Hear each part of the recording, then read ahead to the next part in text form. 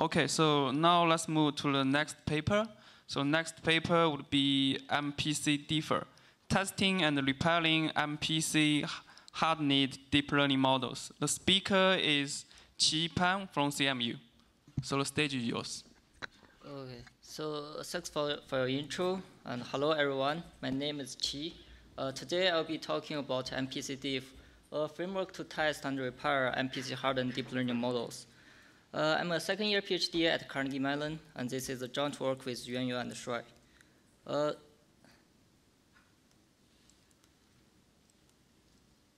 Is it working? Okay.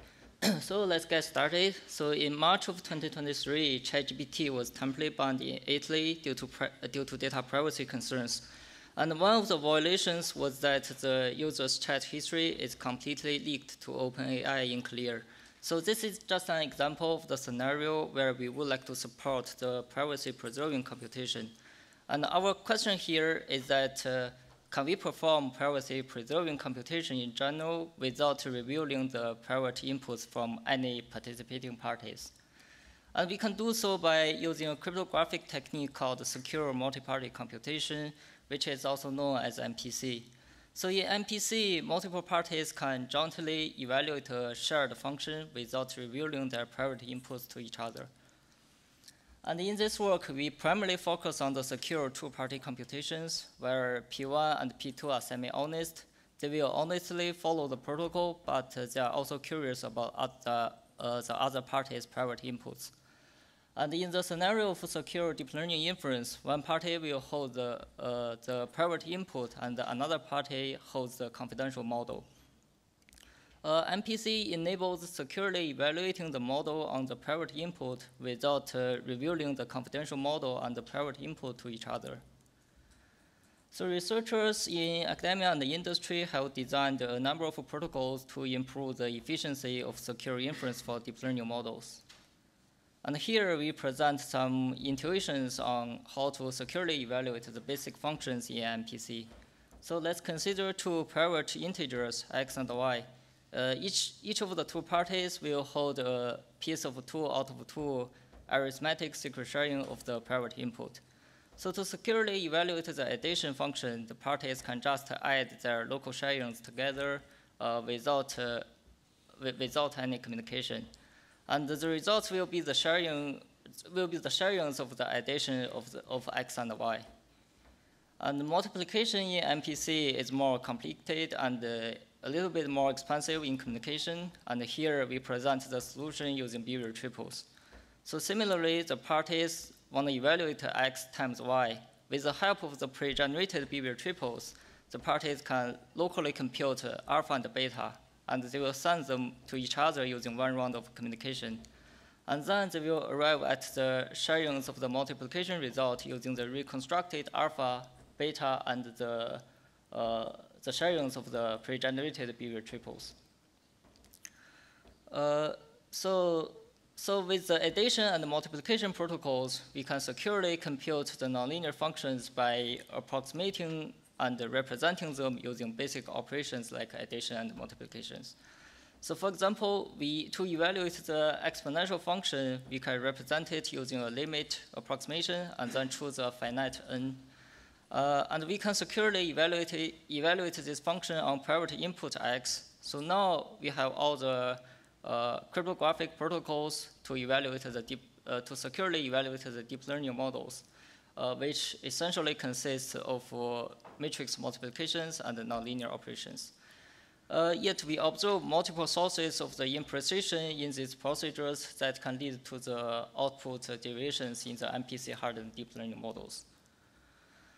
And we make the following observations to motivate our work. Recall that the above-mentioned MPC protocols require the inputs to be integers, but the computations in deep learning models are floating point. So we need to represent the floating point values using fixed point arithmetic. So intuitively, the floating point values are multiplied by a precision scale and then truncated to integers. So this operation will introduce errors in the value representation, as we can see here, with a smaller value having a larger relative error. with a smaller value having a larger relative error here. And additionally, the precision bit of the multiplication results between two fixed point values is doubled. Thus, we need to truncate the multiplication result to maintain a consistent scale for the subsequent operations. But in MPC, accurate truncation introduces additional computation and communication costs. And the local truncation is much cheaper, but local truncations will introduce another 1-bit random error. So given that the nonlinear functions in MPC are usually approximated, the approximation also introduces additional error in the computation. And here we present the relative error of approximating sigmoid function.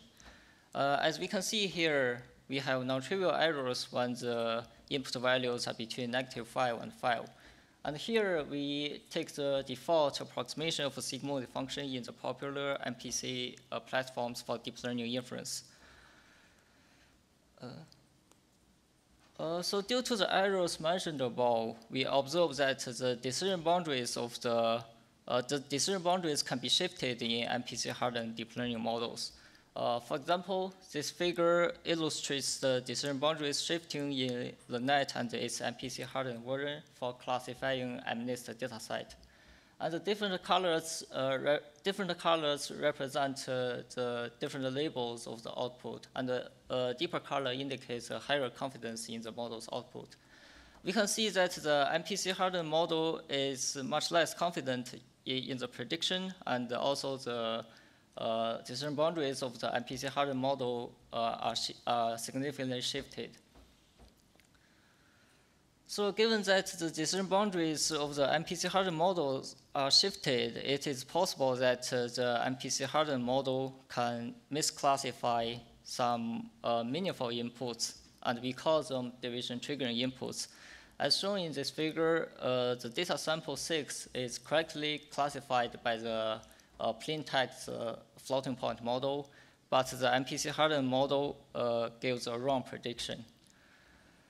And our research questions here are that can we find such division triggering inputs efficiently, and can we mitigate this issue by repairing the MPC-Hardened deep learning models? And our answer is MPCDiff. So before we dive into the details, let's make the settings clear. MPCDiff is designed for model maintainers and developers to assess and improve the robustness of MPC-Hardened deep learning models. And we aim to bridge the gap between the MPC-Hardened model and the floating point models. And the experiments are run in the localhost and network settings by the developers, which is much cheaper compared to the real-world network settings. But the functionalities should be the same. So here is the workflow of MPCDiff. Firstly, we automatically uncover the division triggering inputs by launching the feedback-driven differential testing. Differential testing is a widely adopted technique in software engineering to assess the quality of the software and find bug triggering inputs by mutating the inputs following some feedback functions.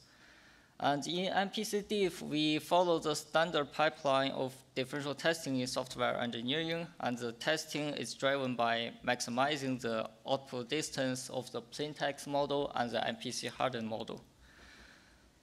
We also guarantee that the mutation is bounded to generate meaningful and realistic inputs, such that the synthesized division triggering inputs are close in distance to the standard samples in the training or testing dataset. So now with differential testing in MPCDiff, we can automatically generate a great number of division triggering inputs. And with these inputs, we can further localize the root causes and then repair the MPC-Hardened models. So to localize the root causes, which are basically the neurons that make significant contributions to the output deviation, we employ a voting-based method. Specifically, we measure the neurons' difference in the plaintext and the MPC-Hardened models with the division triggering data we generated as inputs. Then we update the neurons' importance weights by determining if the difference is greater or smaller than some threshold. So the importance weights of the corresponding neurons quantifies the neuron's contribution to the output deviation, with a higher importance weight indicating that the neuron is contributing more to the output deviation. So with these importance weights of different neurons, we can further repair the MPC-Hardened models. And the MPCDiff increases the approximation level of the nonlinear functions that produce the neurons with high importance weights. Usually the level of the nonlinear approximations can be quantified by the number of iterations. So by the number of iterations in the nonlinear functions approximation. So in this way, the nonlinear functions on the neurons contribute more to the output deviation is evaluated more accurately. So this is a high-level design of MPCDiff, and we also illustrate how to tune the precision bit to achieve an optimal balance between preventing overflow and enhancing robustness in our paper, and you can find more details there. So now let's evaluate the effectiveness of MPCDiff. We evaluate our protocol on 3 popular secure deep learning inference frameworks, 3 models, and also 3 widely used datasets. Our training results show that both the plaintext model and the MPC-Hardened model can achieve high accuracy, with the accuracy drop of the MPC-Hardened model within or around 2%. The differential testing in MPCDiff can effectively uncover a great number of division triggering inputs on various datasets, models, and MPC platforms. We observed that we can find much more division triggering inputs on the net compared to the other 2 MLP models. This is as expected because the net is much deeper compared to the other 2 MLP models, and thus the output can have larger errors due to the error propagation in the neural networks. Here are some examples of the division triggering inputs synthesized by MPCDiff. As we guarantee that the mutation is bounded, the generated inputs are close to the original inputs in distance, implying that the synthesized inputs are realistic and they have high quality. And they are difficult to distinguish in the real world. So with the division triggering inputs uncovered by the differential testing in MPCDiff, we can repair the MPC-Hardened models. And here we show that by only repairing a small number of the neurons, we can significantly increase the accuracy on the division triggering inputs, and the increased cost is negligible, which is smaller within 2%. We observed that by repairing a large enough number of the neurons, we cannot always achieve 100% accuracy on the division triggering inputs generated by MPCDiff. We believe that this is due to the gap between the fixed point and the floating point representation and the inherent gap of the nonlinear approximations, as we mentioned above. We further virtualize the decision boundaries of the repaired model, and we can see that it's much closer to the original plaintext, indicating that the model's robustness is greatly improved. Our repairing demonstrates that the repaired MPC-Hardened models have better accuracy than the original MPC-Hardened models' accuracy on the test dataset as well, and you can find the concrete numbers in our paper. And also the repaired MPC-Hardened models are significantly more robust than the original MPC-Hardened model without repairing. So to conclude, we review the division triggering inputs that particularly exist in MPC-Hardened deep learning models. And we incorporate a set of simple but effective designs to uncover the division triggering inputs efficiently, and then we can repair the MPC-Hardened deep learning models. We evaluate MPCDiff on popular platforms, models, and datasets, and the results illustrate that our framework can effectively uncover a large number of division triggering inputs, and we can significantly improve the model's robustness. So this is my presentation, and I'm happy to take questions. Yeah, so any questions?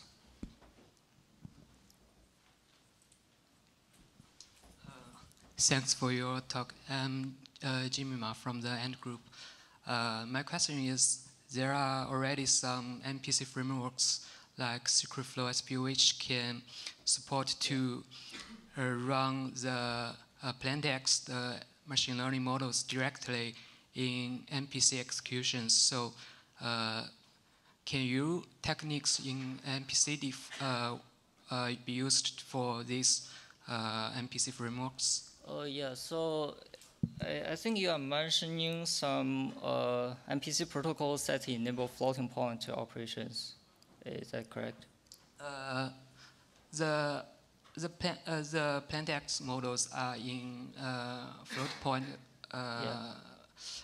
representations, but it can be converted to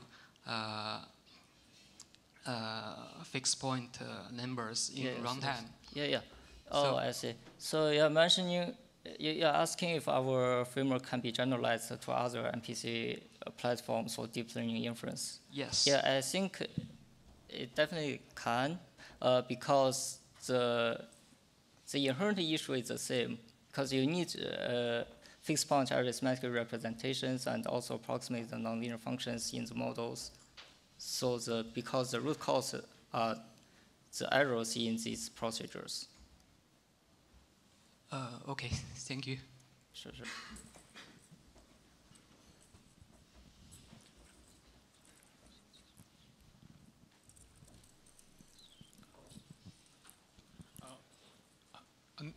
Nice speech. I want to ask that if you need a validation test to find the difference triggering inputs, or do you generate these inputs by yourself?